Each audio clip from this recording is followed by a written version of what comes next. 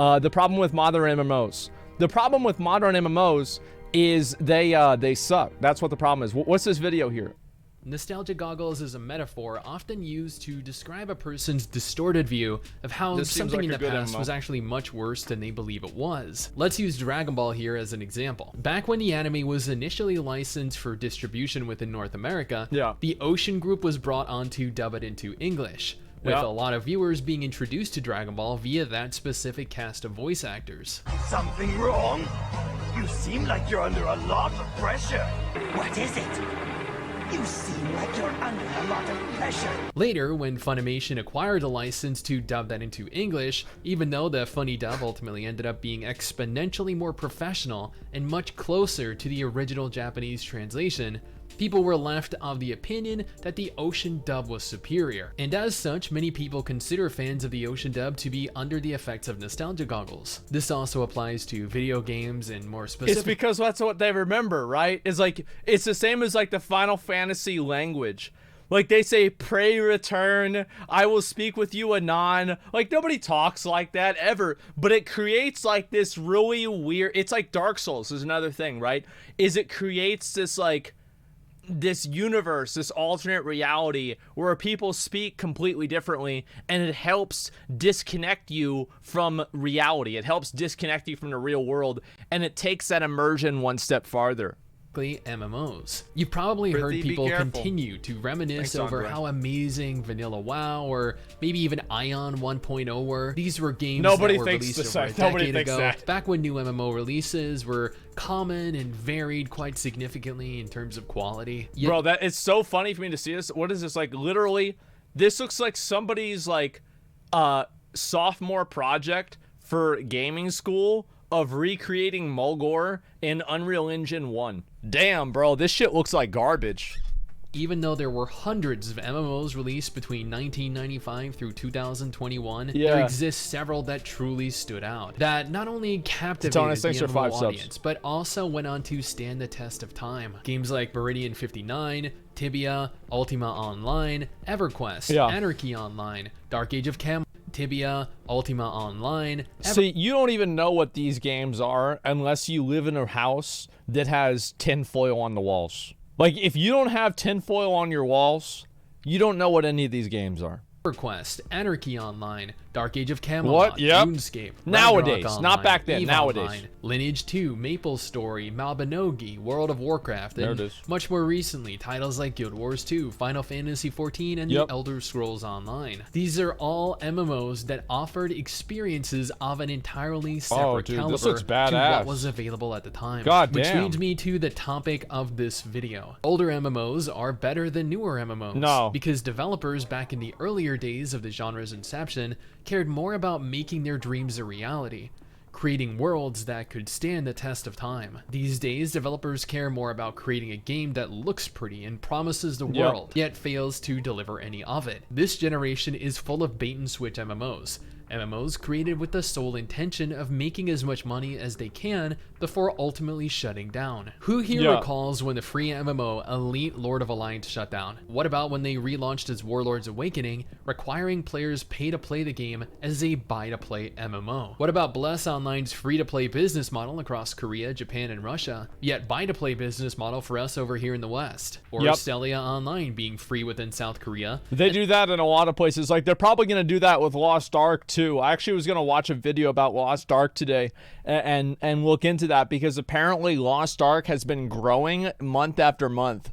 And whenever I see a game that's actually growing and getting bigger every single month, especially as an MMO, that is going to be litty. Like, I am actually so excited about Lost Ark, seeing how many people are excited about Survivorship Bias. Yeah, there was a lot of dog shit ass MMOs, man. Like, I remember there was this one ex-girlfriend I had. It's the, it was one of the big, real crazy. It was one of the, like, I mean, obviously, you know, just some of them, there's been a number of crazy ones, right? But this one was like this was like the real fucking, like, this is the real deal, right? And, anyway, she wanted me to play this fucking game. It was called, I think, Dragomon Hunter. And I played that game, and it gave me motion sickness, and I wasn't moving. because I just didn't want to play it that much. I just had to lay down. I'm like, I need to lay down. This is so upsetting to me. I know that, yeah, she made me play this game with her, and she got so mad at me that I didn't like it. And I was like, why can't you just be normal and play PUBG with me? Why can't you just be normal and play WoW? And she's like, no, I want to play this fucking game. And you never hear about that fucking game. You never even know what it was, but because it's gone. It's done. It's finished. What if you were the insane one, since you've been calling all your previous girlfriends insane? That's something that I've considered. Is if every girlfriend you have is crazy, maybe, you know, like that. It's one of those things. I mean, I feel like any girl's gotta, like, being crazy has gotta be a default to want to be in a relationship with Asmongold, right? Like, you gotta be fucked in the head, like, somehow, one way or another. Then launching as a buy-to-play title. That's a mistake, because you know that's a bad idea. Within its country of origin. Now, I'm under no illusion that there were predatory or even downright terrible MMOs developed at the same time as the aforementioned titles. 80, maybe even 90% of MMOs were horrid, pay-to-win messes, much the same as they are now. The only difference was back then, we didn't really know any better. I started playing MMOs back in 2007 with Tales of Pirates. This was a game that allowed you to purchase Rage Gems, Colossus Gems, and other items that you could forge into your weapons and armor from the cash shop. Yes, these were items that you could obtain in game as well, but where it could take players days, weeks even, to obtain even a few of these items, you could purchase 100 of them directly from the store for maybe $1,000 and be significantly more powerful than most of the other players on the server. Yet nobody ever really called pay to win, and we continue to play the game. Because they're fucking 11 years old. Like, they're not thinking about pay to win. They're thinking about, how can I get my mom's credit card so I can win? That's the goal, right? That is the ideal. That is the number one highest best thing to do, right? Is you want to find dumbass kids that you can goad into giving you more and more money. It's the same thing as, like, you see, like, streamers are like, wow, guys, we're almost to our goal. We're almost to our goal of 10,000 subscribers. Any Twitch primers in the chat? And this happens, right? Like, I'll ask for Twitch primes, etc. But I don't do sub goals or anything like that. Like, I like right now, how many subs do I have? 29,668. It is what it is. Who gives, like, I appreciate everybody that subs, but I'm not going to sit around and worry about it and freak out about it and stress out about it. Like, it is what it is. To compete with whales of that magnitude, as that was a PvPvE MMO. It was much more difficult to, granted, and often relied much more on tactics and reaction to really excel. But pay to advance and pay to win were just so prevalent back then that nobody really cared. That is a type of business model that could not exist in today's society. Where I also want to say, I was just thinking about, like, that comment that I made. Like, I have a privilege in a way to be able to say that, right? Because, like, I'm just so... Like, I'm very, very successful. Like, I am. Like, everybody knows that it is what it is. And, like, obviously, if you're just trying to make it and you're trying to do, like, a donation goal or, like, a gifted, a sub goal of, like, 500, of, like, you know, 1,000 or something like that, you're trying to just make a living. Like, that's totally fucking different, man. Like, that's totally different. And I'm not trying to shit on those people at all. Even paying for an XP scroll is considered by a large percentage of players as pay to win. Disregarding the inherent problems with pay to win in Tales of Pirates, you know what the game did right? Everything else. It offered players a large open world. The only loading screens this game looks like it's shit. If you went through an instance to a dungeon, or you needed to travel to another continent via teleport. You could freely run around the entire world on foot. You could even sail to different continents manually via ship. There were various different classes, a sense of progression. Heck, it even presented one of the greatest types of PvPvE I have ever experienced. PvPvE dungeons and raids. Dungeons and raids were open to all players, allowing for entire guilds to attempt to defeat dungeon and raid bosses while fending off other guilds. This presented so many opportunities for guilds to make alliances with other guilds, formulate strategies to secure raid kills, and meant that the community was more important than almost anything else in the game. Bro, we had that shit in fucking Farlina. And so the strategy on Farlina is that people that would they would not be in our alliance, we would all get in Discord, and the people that were the leaders in the Discord would say out everybody's name, and then everybody would all right click report them for spam or language and get them knocked offline. That's what it was all about, man. Just knock them offline. It's TOS. I mean, I wasn't doing that shit. They were. In that game was your life. If you did something, everyone on the server knew. If you defeated another guild in a dungeon, everyone would know. Yep. This was, in my opinion, one of the most amazing PvPvE systems that I had ever experienced, and something that I have not had the pleasure of experiencing since. Now, comparatively speaking, MMOs these days just don't do anything remotely innovative like that. What MMOs have released in the last 4 years? Bless Online, DK Online, Guardians of Ember, Warlords Awakening, Soul Worker, Closers, Critica, PS. Look at this. Warlords Awakening, Soul Worker, Closers, Critica. Look at that. That is the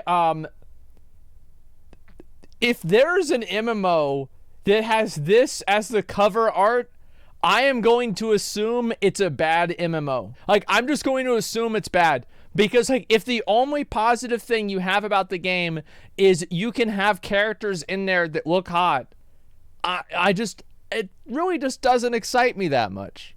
PSO2 New Genesis, Swords of Legends Online, Maple Story 2, Bless Unleashed, Astelia Online, Crowfall, and you know what, probably a few others that I've missed. But that's because they left such a negligible impression on me that I don't even recall their release. Out of all of the MMOs released over the last several years, do you know how many of them retain over 10,000 concurrent players? None. Bless Online shut down. DK Online had a 24-hour peak of 4 players playing. Guardians of Ember shut down. Warlords Awakening shut down. Soul Worker had a 24-hour peak of approximately 5,000 players. That's crazy. Closers had a 24-hour peak of 100 players. Critica had a 24-hour peak of 200 players. New Genesis had a 24-hour peak of a little shy of 7,000 players. Swords of Legends Online has been struggling to maintain above 4,000 concurrent active players. Maple Story 2 shut down. Bless Unleashed just launched, so it's really too early to say. Astelia. Bless Unleashed, I feel like, is better than Bless Online, but that's like starting from 0 and going to 1. So, like, I played Bless Online 1, and I remember, like, I have a very clear memory of this. It was me, Soda, and Shroud. We were playing this game together, and I wasn't streaming, and Soda had to, like, go get food or something like that, and I'm like, do you want to play later? He's like, no, I don't want to play later. I'm done. Like, we played that, and McConnell, was McConnell there? I don't remember if McConnell was there or not, honestly. It's hard to remember. Yeah, it's just, show the clip. Oh, dude. Where is it? I like that. So, were you thinking about playing Bless Online?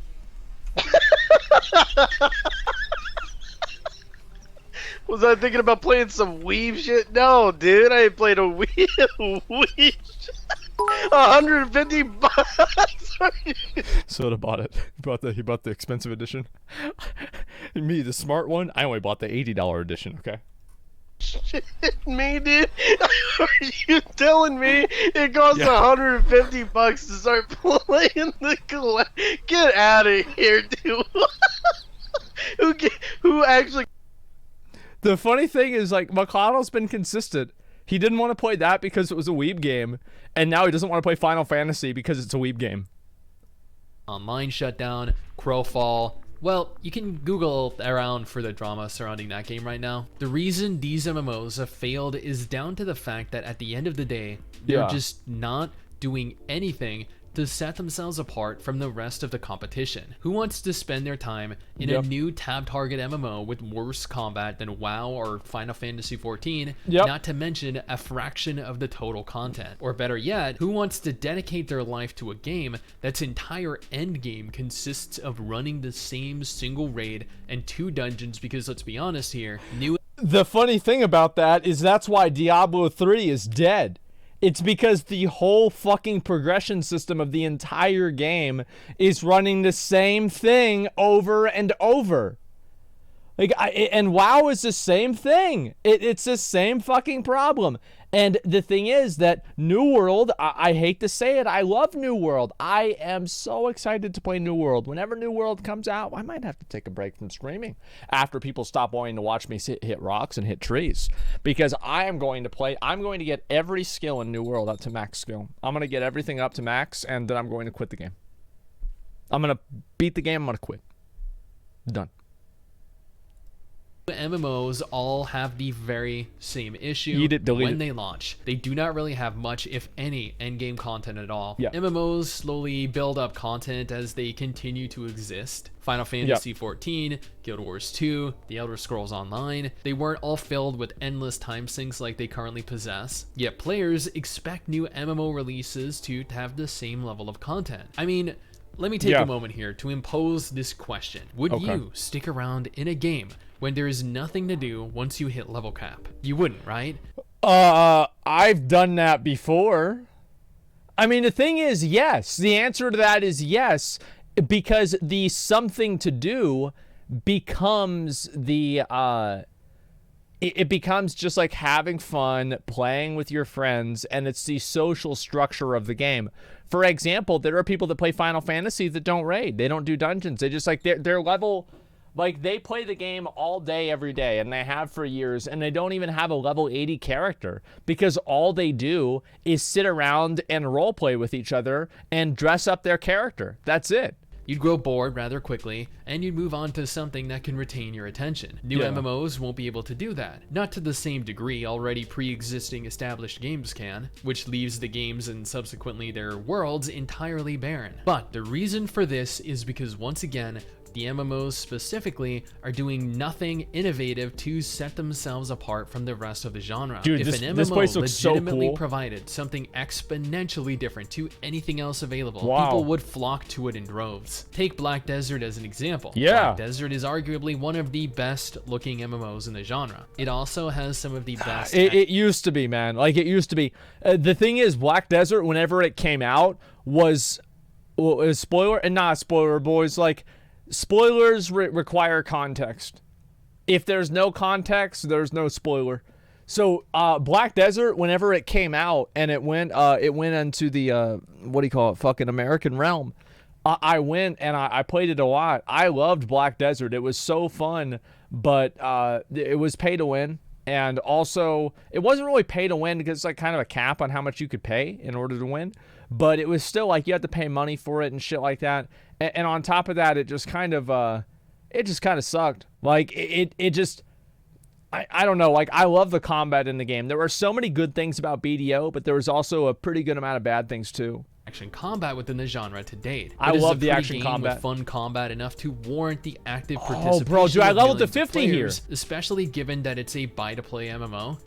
No, it's I actually was thinking I might try Black Desert out again. I mean, the game is probably has made a number of improvements over the years, and I think that, you know, it would be interesting to just see what it's about. You know, I think that'd be great.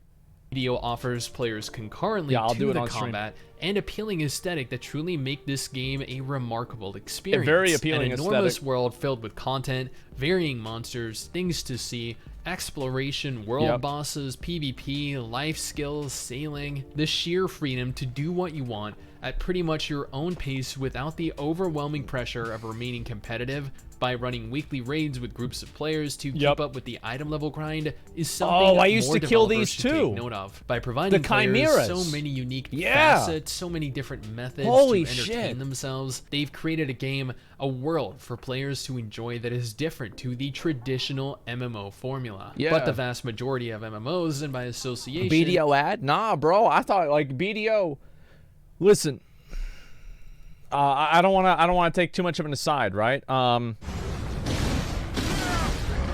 think this is fucking badass. This was so fucking cool. I used to love it.